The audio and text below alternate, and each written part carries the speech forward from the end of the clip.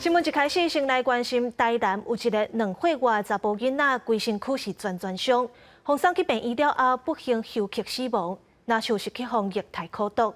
检方目前是介入调查，甲这个查甫囡仔的亲生老母，佮有带做伙查甫人申请羁押。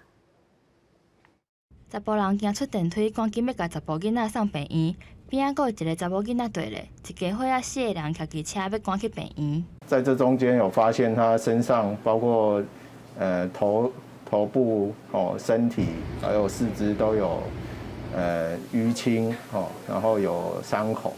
不过查甫囡仔送到病院了后，因为规身躯全伤，尾仔也是不幸休克死亡。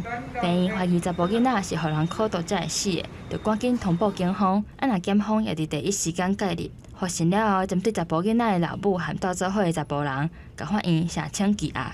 任2人涉犯《儿童及少年福利与权益保障法》第112条第1项及刑法277条第2项。成年人故意对儿童犯伤害致死等罪嫌。2岁外的查甫囡仔疑似受到苦毒死亡，台南市长黄伟哲知影了后是真生气，遂下令赶紧安置查甫囡仔的阿姊。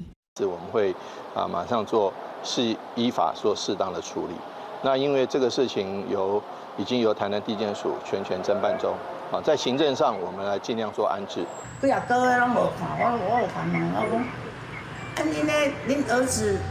害恁阿无看恁儿子啦，恁出去恁囝咧困，我哪会逐工拢咧困啊？查甫囡仔的老母和带做伙的查甫人做伙带一对姐弟仔，长期以来拢住伫台南市区一间普通的饭店，靠老母做保姆来饲家。带做伙的查甫人是负责顾囡仔，不过旧年就捌发生查甫囡仔互人苦毒的事件，社会局也介入安置。今年7月，查甫囡仔才回去伊的原生家庭，社会局也来管这个高风险家庭，想袂到悲剧也是发生。也是尽量在我们的一个案件确定之后，当然是可以回到家更好。但是呢，如果没有办法的话，我们就会持续呢安置姐姐。目前社工也带查甫囡仔到病院检查，也启动紧急安置措施，确保查甫囡仔的人身安全。记者台南报道。